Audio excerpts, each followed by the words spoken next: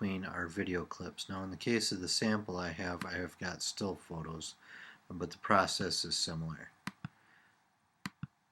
Now I've zoomed in on my timeline here, so these photos look quite large, even though if we go to look at the duration here, I'll just go to change duration. It says 10 seconds there. Now that is a long duration for a photo, but also I can zoom in here and zoom out of my timeline to change the appearance of that. I was zoomed in so that you could see more easily when I put a transition in here. So I'm going to place my playhead about between two photos here, and it doesn't have to be there, I'm just doing that for a reference point. If we go to our transition button here, which I'm moused over right now, it says show or hide transition browser, we can have a look at some of our transitions.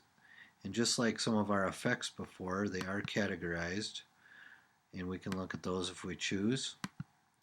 I'm going to go back to all, and I'm just going to choose a random one here. I'll choose cross dissolve, and I'm going to drag and drop this now between two pictures. And you can see it turn to a green positive sign there, and I'm going to play that transition now. And you can see it working there. I'll do it again. It was rendering, so the performance was a little jerky there. There it goes.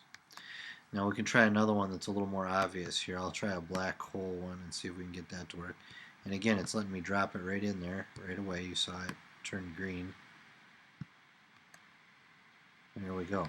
Now if the duration wasn't what you wanted, or if it was too fast or too slow, you can right click on the transition and go to change duration, and you'll see right here it's in there for 1 second. Well, if I wanted it to be slower, I could type 200 and get 2 seconds out of it, and then just hit return.